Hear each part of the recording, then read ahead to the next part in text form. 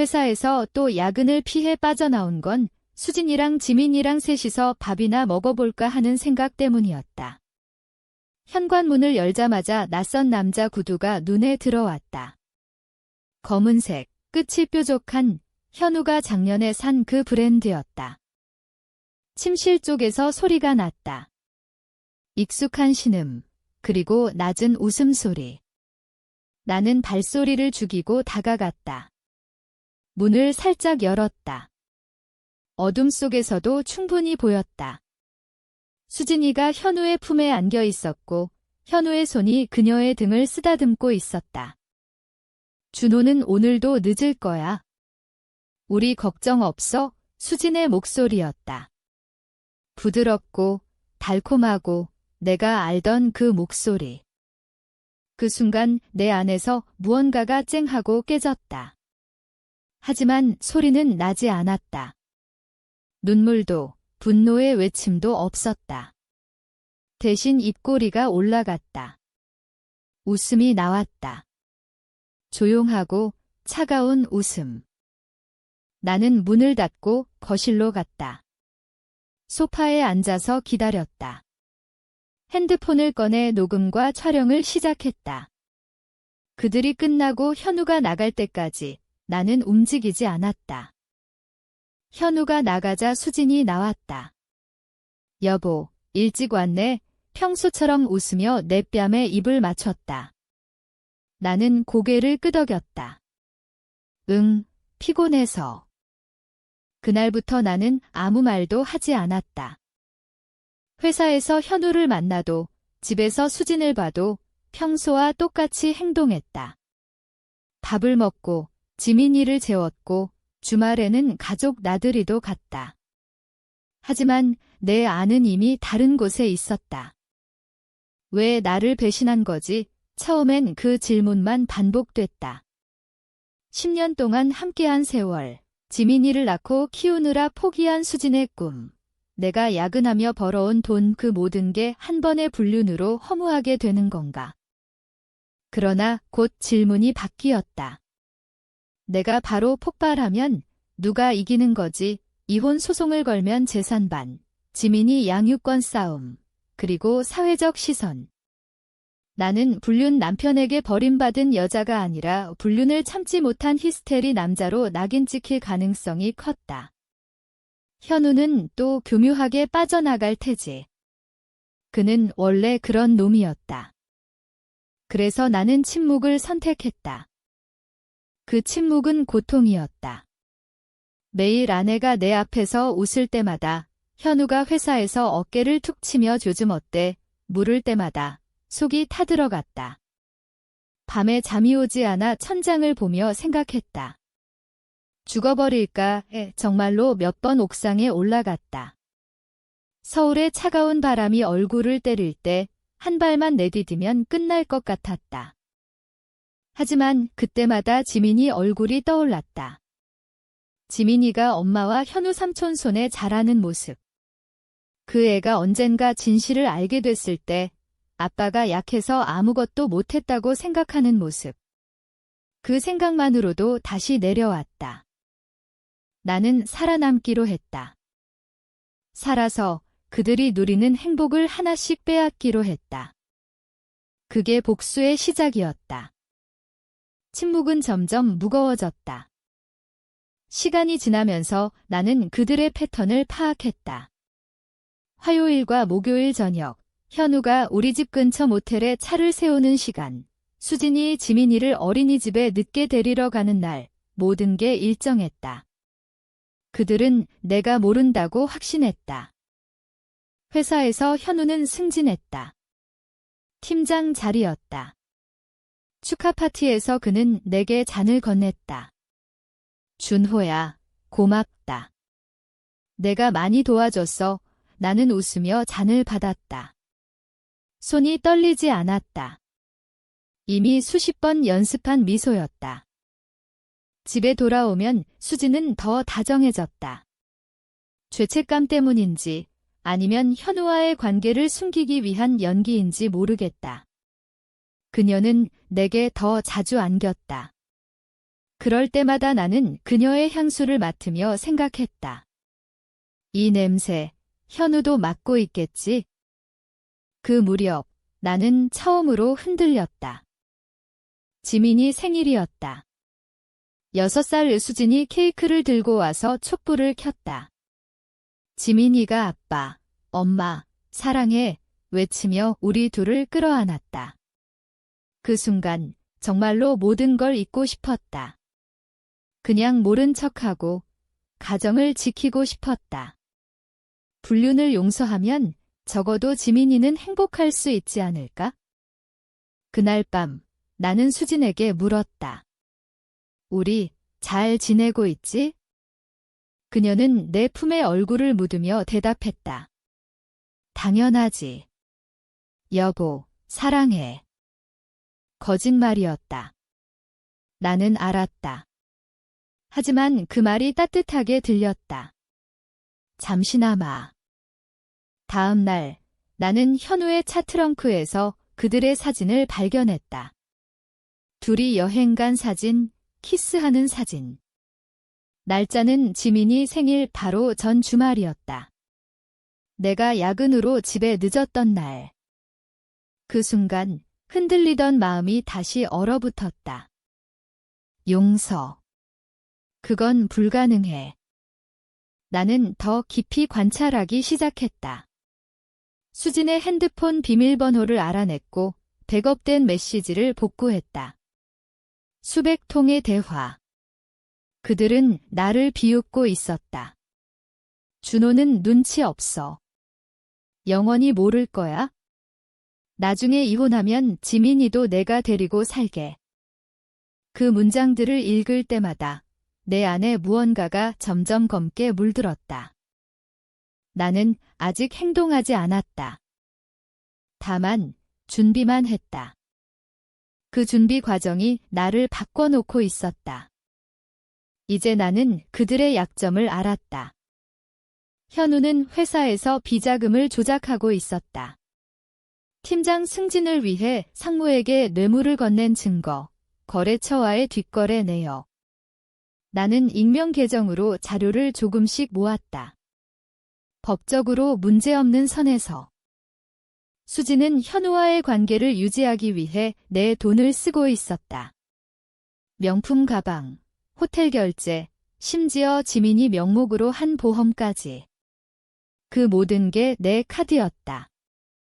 나는 처음으로 작은 행동을 시작했다. 어느 날 현우의 아내에게 익명 문자 하나를 보냈다. 당신 남편 화요일 저녁 어디서 뭐 하는지 아세요? 첨부 사진은 현우 차량 번호판만 흐릿하게 찍힌 것. 그 다음 날 회사에서 현우는 초췌했다. 나를 보자마자 물었다. 준호야, 요즘 이상한 문자 받은 적 있어? 나는 고개를 갸웃했다. 나 없는데. 왜? 그는 그냥 웃으며 넘겼다. 하지만 눈빛이 흔들렸다. 수진도 불안해졌다. 집에서 핸드폰을 더 자주 확인하고 나를 볼 때 눈이 피했다. 나는 여전히 다정하게 굴었다. 저녁을 차리고 지민이를 안아주고 수진의 어깨를 주물렀다. 그녀가 물었다. 여보, 요즘 뭔가 이상하지 않아? 나는 미소 지었다. 무슨 소리야? 내가 이상한 거 있나 봐. 그녀는 안심하려 애썼지만 실패했다. 그때 나는 처음으로 쾌감을 느꼈다. 그들의 행복이 서서히 금이 가는 느낌. 내가 만든 균열이었다. 하지만 그 쾌감과 함께 공포도 왔다. 밤에 혼자 있을 때 문득 깨달았다. 내가 즐기고 있다는 걸, 그들이 괴로워하는 걸 보며 미소 짓고 있다는 걸? 나는 언제부터 이렇게 됐지? 지민이를 재울 때 그 애의 작은 손을 잡고 생각했다. 아빠는 지금 괴물이 되고 있는 걸까? 그럼에도 멈추지 않았다. 이미 돌이킬 수 없는 지점을 지나쳤다. 이제 그들은 서로를 의심하기 시작했다. 현우 아내가 집을 나갔다. 이혼 소송을 준비 중이라는 소문이 회사에 돌았다. 현우는 술을 더 마셨고 실수를 연발했다. 상무가 그를 주시하기 시작했다. 수지는 매일 울었다. 화장실에 들어가서 조용히. 나는 문 밖에서 그 소리를 들으며 가만히 있었다.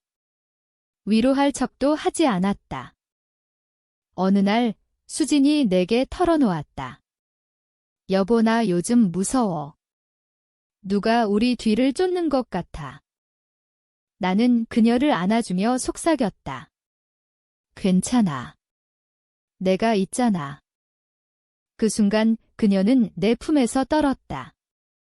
내가 범인이라는 생각은 전혀 못한 모양이었다. 나는 다음 단계를 실행했다. 회사 감사팀에 익명 제보를 했다.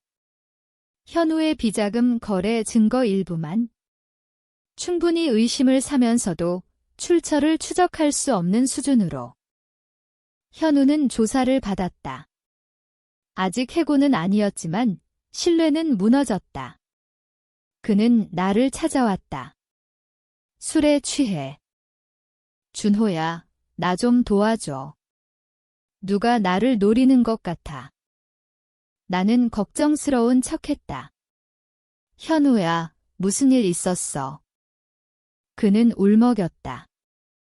수진이랑 우리 좀 잘못했어. 처음으로 그 입에서 나왔다. 인정. 나는 차갑게 웃었다. 속으로. 그렇구나. 그날 이후 나는 더 깊이 들어갔다. 수진과 현우의 메시지를 실시간으로 볼 수 있게 해킹 프로그램을 설치했다. 법적으로 위험했지만 상관없었다. 그들은 서로를 비난하고 있었다. 내 아내가 알아챈 거 아니야? 아니, 내 남편이 의심하는 거지. 그 문장들을 읽으며 나는 더 이상 죄책감을 느끼지 않았다. 오히려 텅 빈 쾌락만 남았다. 나는 이미 내가 아니었다. 모든 게 무너졌다. 현우는 결국 해고됐다. 비자금이 완전히 드러났고 검찰 조사가 시작됐다. 그의 아내는 이혼 소송에서 모든 걸 가져갔다. 수지는 패닉에 빠졌다. 나를 붙잡고 울었다. 여보, 나 잘못했어. 현우랑 미안해. 용서해줘. 그녀는 모든 걸 털어놓았다. 어떻게 시작됐는지, 얼마나 오래됐는지, 나를 얼마나 우습게 여겼는지. 나는 조용히 들었다. 그리고 말했다. 알았어. 그녀는 안도했다. 하지만 그게 끝이 아니었다. 나는 그녀에게 증거를 보여줬다. 모든 사진, 동영상, 메시지. 그리고 내가 보낸 익명 문자들까지. 그녀의 얼굴이 하얗게 질렸다. 너였어. 나는 고개를 끄덕였다. 왜 지금까지? 내가 행복한 걸 보고 싶었으니까? 그녀는 비명을 지르며 쓰러졌다. 지민이는 어린이집에 맡겼다. 수지는 집을 나갔다. 부모님 집으로, 아니면 어디로든. 현우는 구속됐다. 뇌물 혐의. 나는 혼자 남았다. 승리했다. 하지만 가슴속은 텅 비어 있었다. 지민이를 데리러 가면서 생각했다. 이게 내가 원하던 거였나? 지민이가 내 손을 잡고 물었다. 엄마는 언제 와? 나는 대답하지 못했다. 집은 조용했다. 서울의 밤하늘은 여전히 반짝였다. 나는 창가에 서서 담배를 피웠다. 예전에는 안 피웠는데 이제는 하루 한갑이었다. 복수는 끝났다. 그들은 모든 걸 잃었다. 직장, 가족, 명예, 돈. 나는 지민이만 남았다. 그런데 이상했다. 기쁘지 않았다. 그들이 괴로워하는 걸 봤을 때 느꼈던 그 차가운 쾌감조차 이제는 없었다. 거울을 봤다. 눈은 푹 꺼져 있고 입가는 항상 굳어 있었다. 나는 이겼지만 나도 잃었다. 무엇을 잃었는지 정확히는 모른다. 다만 예전에 내가 여기 없다는 것만 알 뿐이다. 지민이가 잠든 후 나는 다시 옥상에 올라갔다. 바람이 차가웠다. 뛰어내릴까? 이번에는 그 생각이 더 길게 머물렀다. 하지만 내려왔다. 아직은. 복수는 달콤하지 않았다.